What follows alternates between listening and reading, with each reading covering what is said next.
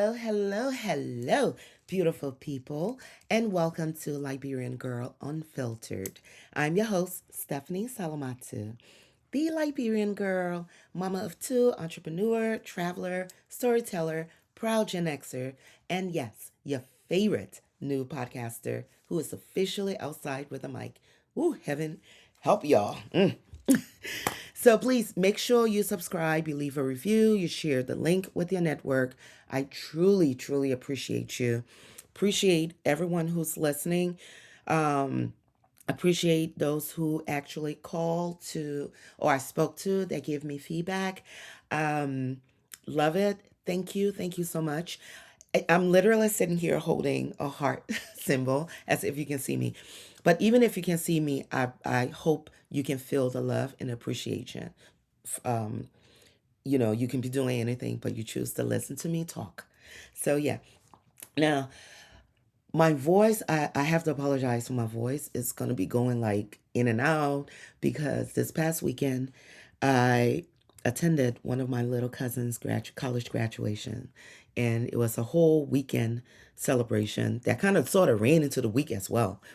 Us Liberian, we can just party. We can have a good time. Sometimes a party is not even dancing and doing everything. We do that a lot, but sometimes it's just sitting around talking, having arguments about everything, politics, life, everything, laughing. And so my voice is a little, but I'm going to do my best. I'm doing my best. I'm doing my best. So before I get into it today, I have to do a professional thing for you. You ready? Here it goes. This podcast is intended for informational, inspirational, and entertainment purposes only. The content shared is based on personal experiences, perspectives, life lessons, and conversations, and should not be considered professional, legal, financial, medical, mental health, or therapeutic advice.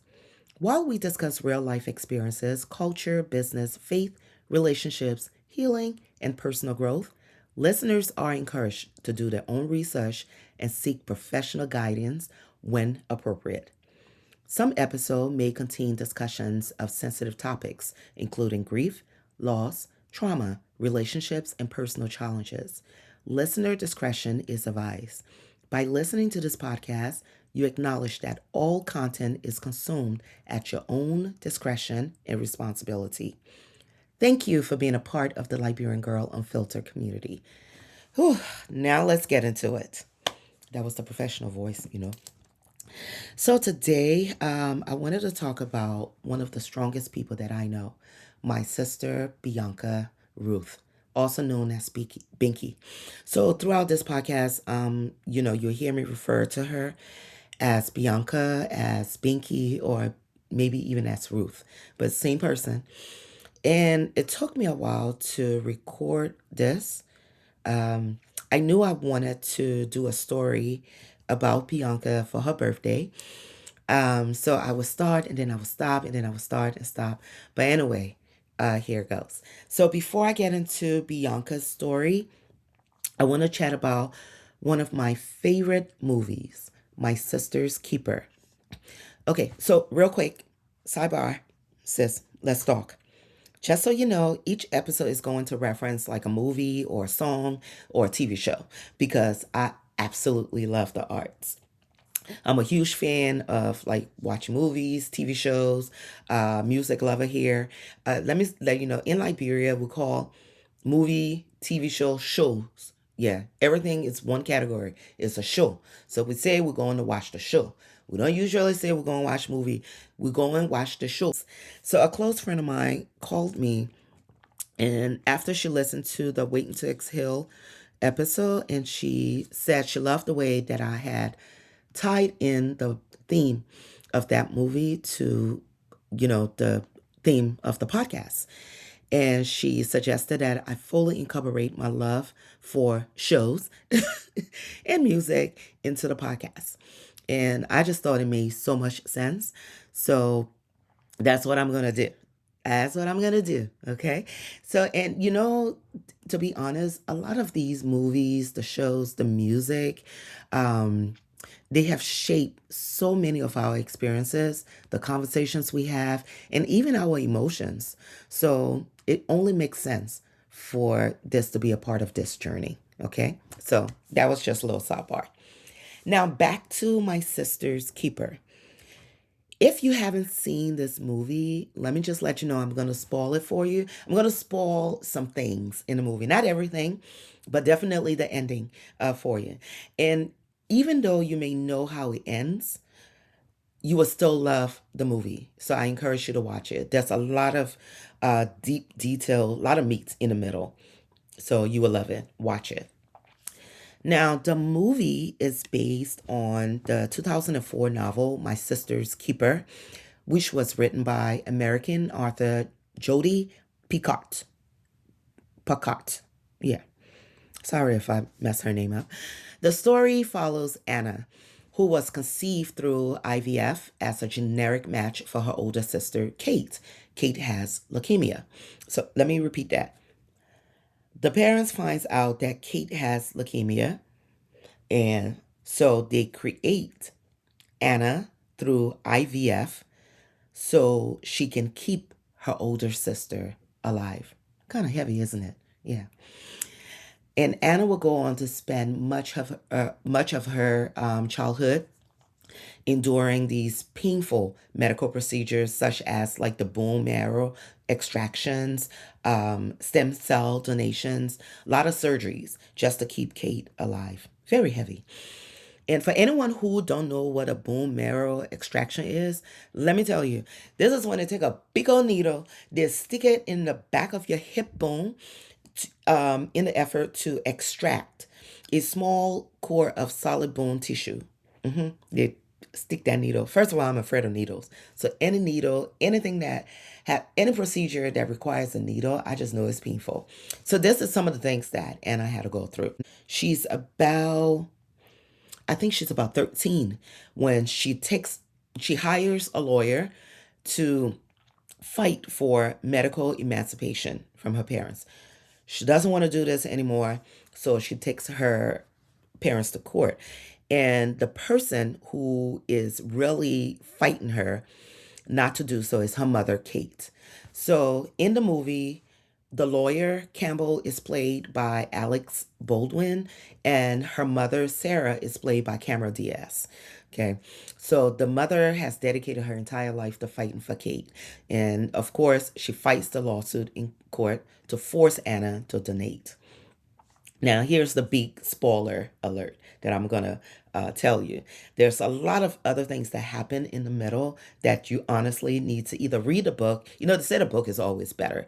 And the book and the movie have two completely different ending.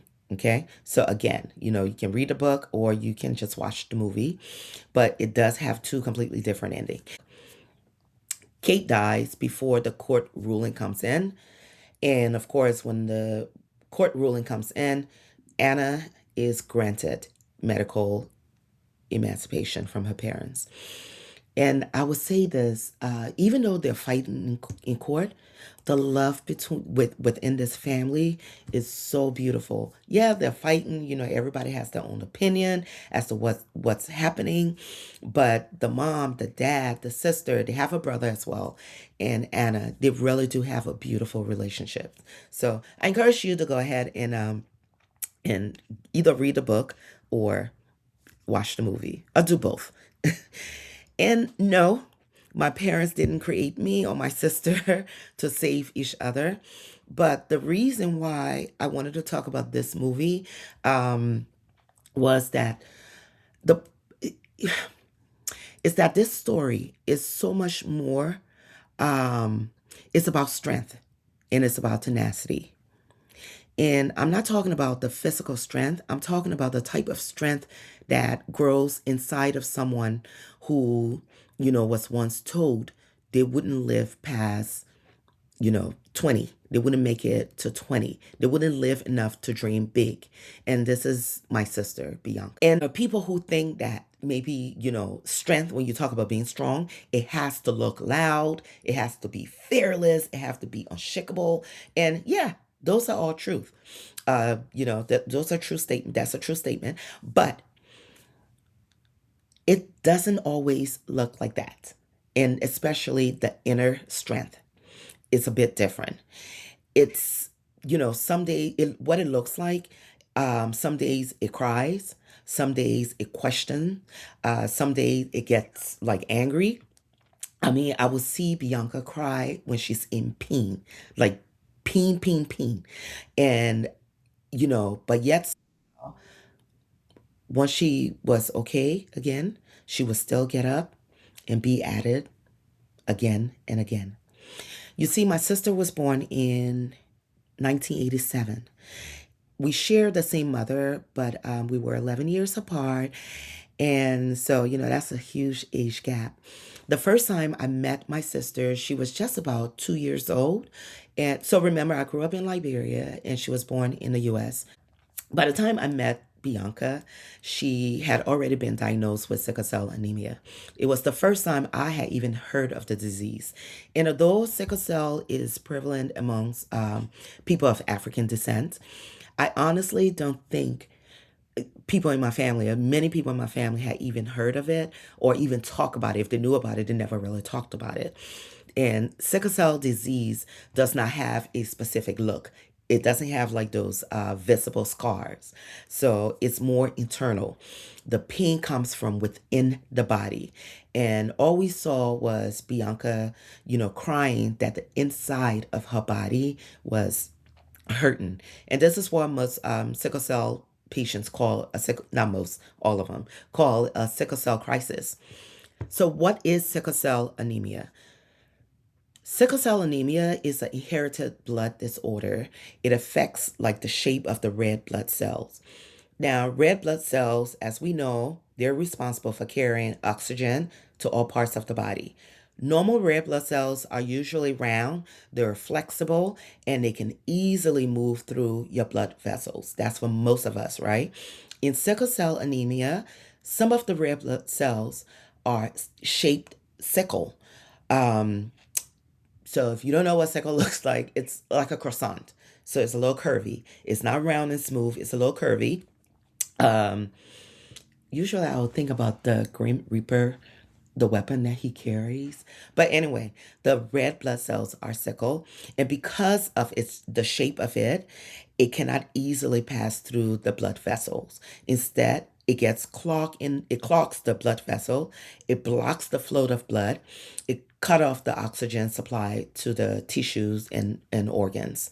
And this lack of oxygen can damage the body's organ and limbs. So, and it causes like severe pain in your body. So like your back, your hand, your leg, everything. You're just in pain. Sickle cell patients usually will describe this pain as if it's like stabbing in the body, throbbing, like sharp pain inside of your body. This is what they call, of course, the sickle cell crisis when they're in pain. And this crisis it's unpredictable. You don't know when it's coming, but it can also be triggered or worsened by dehydration, which is the common trigger. Other triggers can be, the changes in temperature, stress, poor sleeping, infection, illness, high altitudes, or intense exercise. But dehydration is like the most common trigger. So you would see like Bianca drinking a lot of water. She always traveled with like this big jug, and that was part of her traveling pack, a jug with water and a thermometer to take her temperature. Now, the pain can last anywhere from like a few hours to like several days. With my sister, it never lasts for just a few hours. It was always like several days. And then when her temperature would we will monitor her temperature, and when it got to like 100, we would take her to the emergency room. Okay. And there were times that this little girl she was in so much pain, she would like crawl to the bathroom or crawl to move around. She didn't want anybody touching her. She said it hurt so much for people to touch her skin. What she would do is ask us to rub her back. For some reason, it kind of, I don't know, it made her feel better. But I remember seeing her, I think she might have been about 11 years old. and she was at my house and she had to go to the bathroom. So I thought I could pick her up and take her to the bathroom. And she was like, no, her body hurts so much. So we saw her like crawling to the bathroom. And I remember me and my daughters, they were, babies. We just watched. And it was so heartbreaking to see that, you see somebody in pain and guess what? There's nothing you can do about it. Okay. Now, the one thing I've heard from Biyanca and from so many people living with sickle cell is that people sometimes think they are exaggerating their pain because again, sometimes when we don't see something and people are telling you how much pain they're in, we feel the need to want to tell them, oh, it can't be that bad. And sadly, this disbelief came from even some of the medical professionals. But sickle cell pain is real, it's intense, and it deserves to be taken seriously. When somebody tell you they're in pain, they're in pain. My hope is that with more education, awareness, and honest conversations like this, we can learn to better understand, to believe, and to truly, truly empathize with those living with the disease. For decades, there were no cure for sickle cell disease, but now there's two main treatments that can potentially cure it. So one is the bone marrow transplant, and the other is therapy.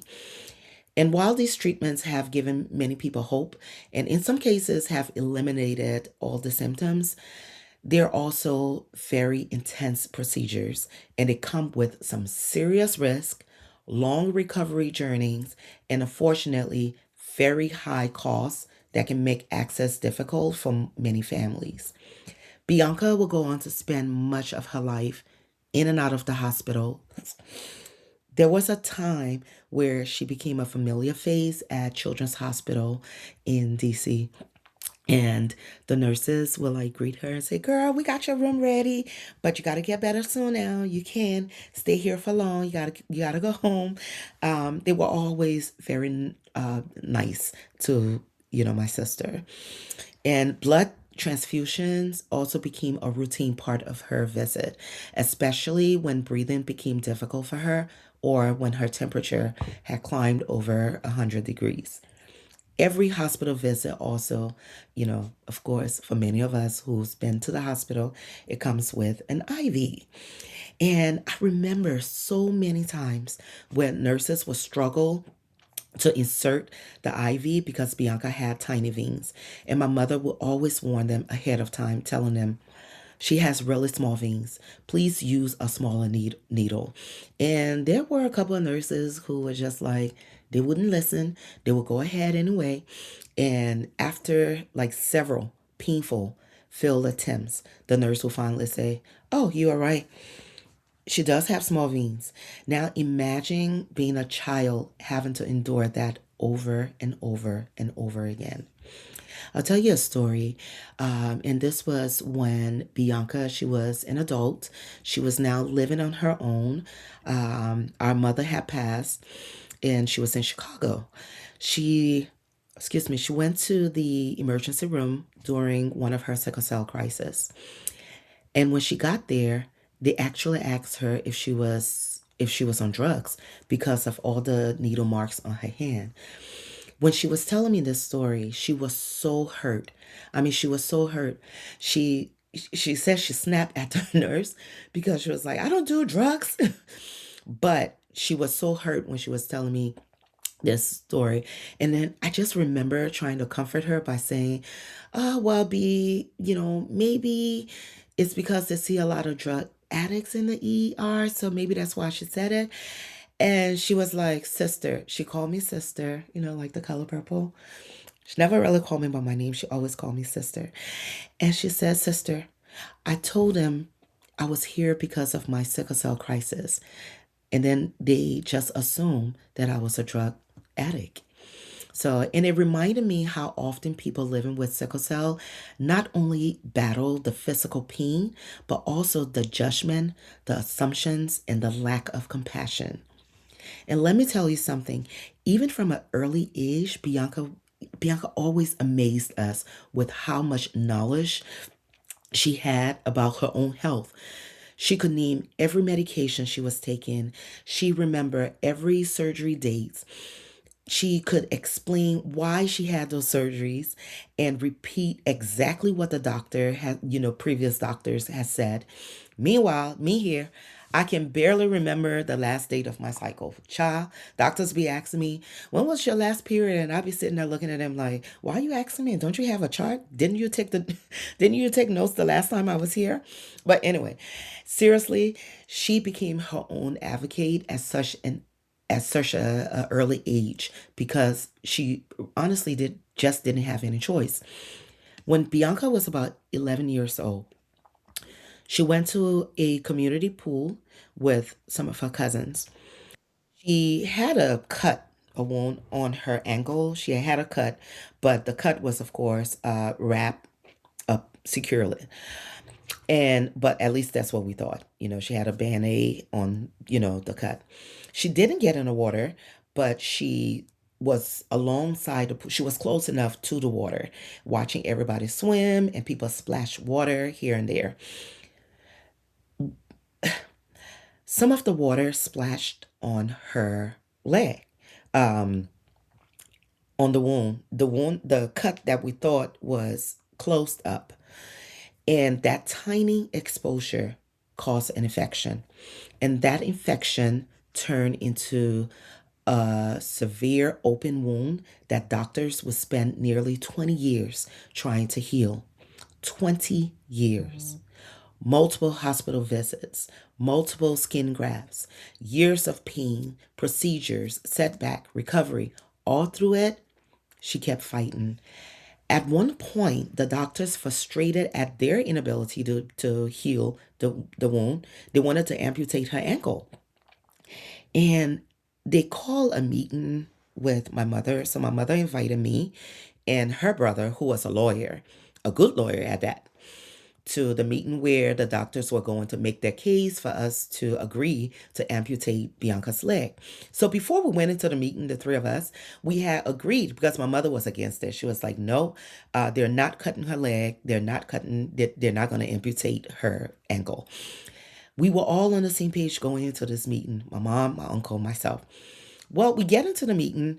The doctors are doing most of the talking. They're using all of this medical terms, and they're not really giving us a chance to, ask questions. When you start using big medical terms, the question at that point really should become, what does that mean? What does that mean? And then you kind of go off track, right? So we're not really asking a lot of questions. My uncle is sitting there, he's understanding, and my mother is getting frustrated. But at some point, it seemed like my uncle was beginning to side with the doctors. And he's looking at my mother like, well, maybe. And my mom was so upset. She looked at her brother. She was like, are you serious? So she turned to the doctors and she asked them one question. She said, if you cannot heal this wound now, how exactly sure are you that you're going to heal the wound after you cut off her ankle? And I kid you not, they could not answer the question. They had no answer for us. And at that point, the meeting was over. They weren't going to amputate Bianca's ankle. But of course, she will go on to need a wheelchair, um, at least like 70% of the time going forward. But 20 years going through all of that, the wound healed. Then came the big C.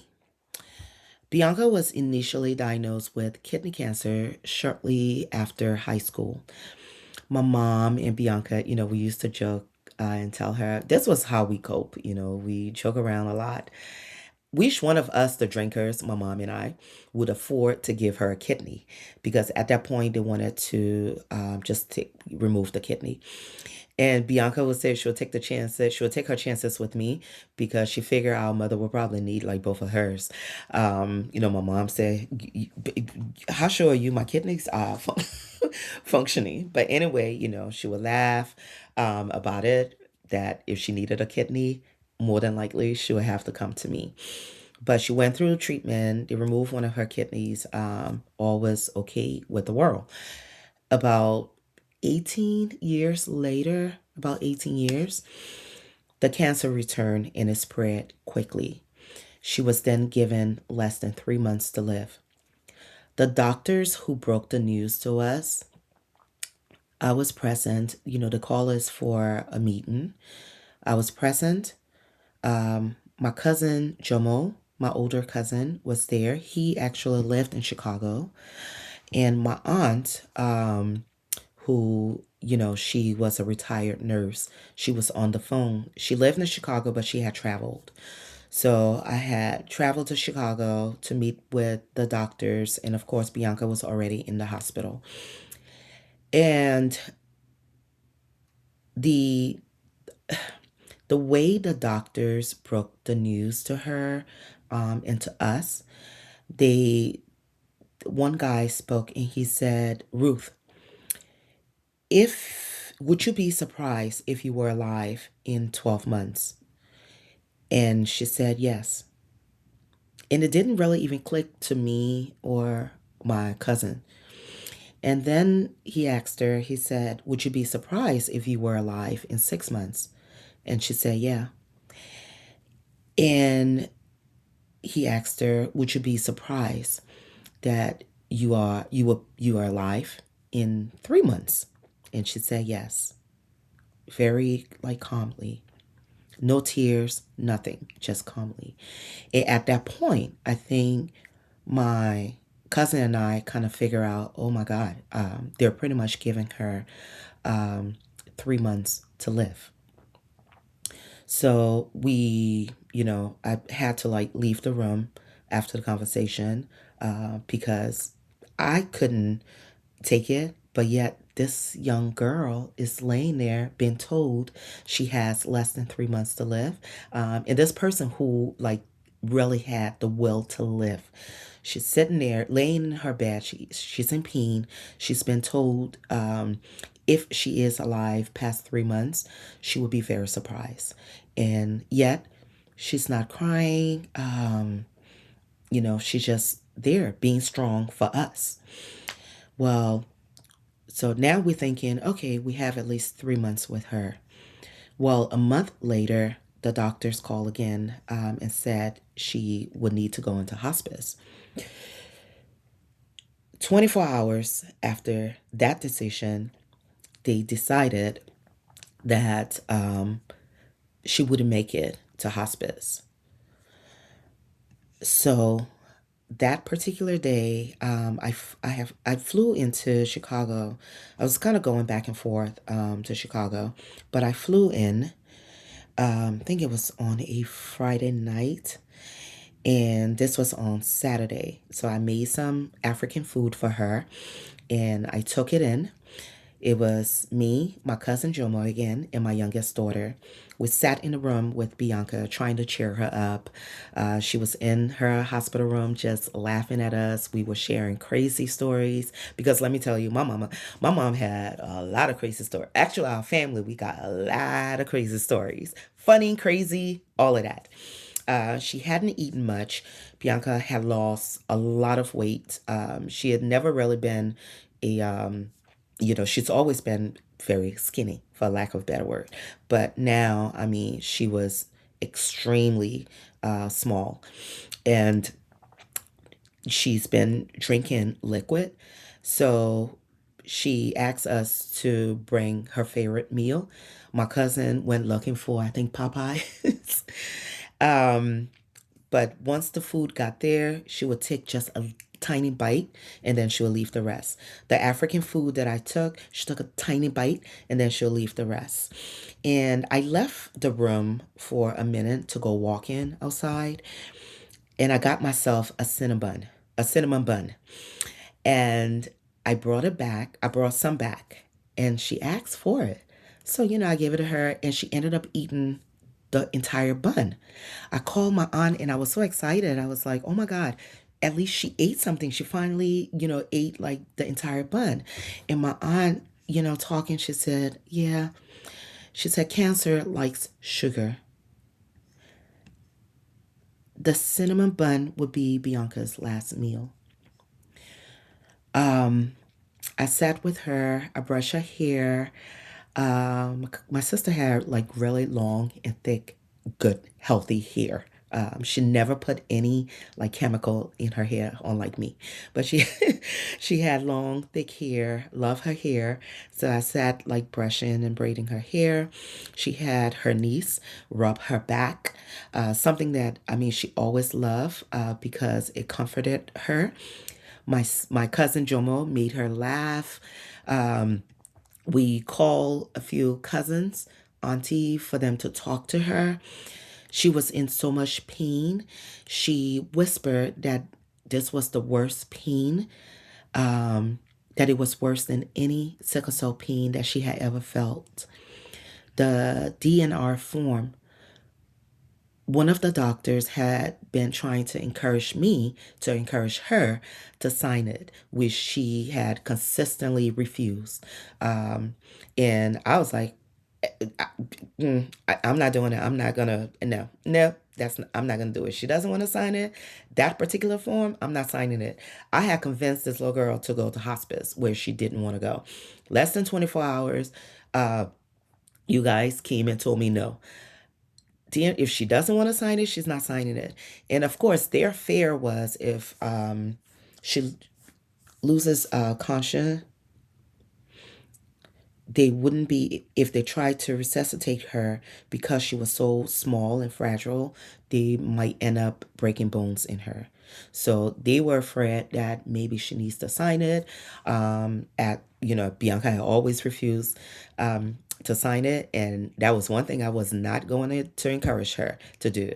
And when I say she was such a sweet little sister, everything I asked Biyanca to do, even though she might have fought other people in doing so, she would do it because I've asked her to do it. And there's some things that I'll ask her to do. She wouldn't argue with me. She would just be like, okay. And of course, when I leave, she'll do her own thing. But she never argued with me. That was the one person in my life that never had a, like argue with me. She would tell me how she feels. She would give me her opinion, and that would be it. So me getting her to do that was like, nah, no. But so after she had consistently refused to sign it, less than 6 hours before she died, she asked to sign it. And it was so surreal because I didn't want to sign it. I was her medical power of attorney, and I didn't want to sign it. So the doctors had to call people into the room and have her say it. And they said, okay, we don't need the signature, but at least, we have witnesses. So anyway, my cousin left, my daughter left, and I was in a room with Biyanca. Um, I had fallen asleep, and I remember her kind of calling me. So I woke up and I went and sat, like, I moved the chair and sat next to her to hold her hands. Um, and then I fell asleep again. I was sitting in a chair next to her, and I fell asleep. I just remember thinking that I had been through this before, exactly like 14 years prior, but only then it was me and Biyanca sitting in a cold hospital room next to our mother's bed, waiting, watching, being in that position of watching someone you love die. I remember praying to God when I sat in a room with my mom, saying, I don't ever, God, please, please don't ever put me in this position again. I don't ever want to be in this position again. Um, and here I was, I was sitting down next to Biyanca while her body slowly went from warm to cold. And yeah, I had fallen asleep, and then all of a sudden, the lights came on. The nurses, rushed into the room, and I think I heard like code blue. Um, I might be wrong about the exact words, but they came in, and I knew that Biyanca was gone. After they pronounced her dead, I was in that room with my sister for about 30 to maybe 40 minutes before they came and got her body. And I just sat there, you know, saying how much I love her. I called I called my aunt. My aunt was probably the first person I called. And then I went on to call my daughters and my cousins. But my story about Bianca, the strength that is shown in stories like My Sister's Keeper is the kind of strength that is often invisible to the world because it lives deep inside the human spirit. People like Bianca, they have the strength, which is like a desperate attempt to claim ownership of your identity and your humanity. That kind of courage requires emotional endurance. That strength, that inner strength lived in Bianca, a woman who was told she will not, she not even might, she will not make it past 21 years old. There is a unique kind of resilience in waking up every day carrying pain, uncertainty, exhaustion, and fear, and still choosing to hope, to dream, to laugh, to love, and keep living fully. Both experiences reflect the will to survive, but also something much deeper, the will to be seen as more than a diagnosis, more than a body in pain. It is the determination to hold on to dignity, to choice, and purpose, even when life feels deeply unfair. For a sickle cell warrior like Bianca, every milestone past the age you were told you might not make it, it becomes an act of defiance against limitation. Every birthday becomes evidence that statistics do not define the human spirit. The strength is not only in surviving physically, it's surviving emotionally, refusing to let others or to let suffering erase your identity, to erase your dream, to erase your self worth. It is the kind of strength that says, I am still here and I am more than what tried to break me. May 24th, 2026 would have been my sister Bianca's Ruth, aka Binky. It would have been her 39th birthday. Unfortunately, her life was cut short in the early mornings of March 25th, 2024, in a hospital room at the University of Illinois Hospital in Chicago after her battle with kidney cancer. Although Bianca is no longer here in the flesh, her story of strength lives on. She beat the odds. She lived past 21. I used to tell her she had beaten sickle cell, and she would say to me, but I still have sickle cell. And I would say, yeah, but you survived it, girl. You made sickle cell look like some kind of common cold.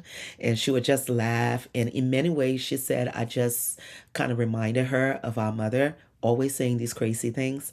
And, my response to her will always my Liberian response, that your business. Meaning, that's your business. You'll be all right. I miss Bianca's smile. I miss her soft voice. In many ways, she was the best thing my mother had ever given to me. I didn't even fully understand it until she was gone.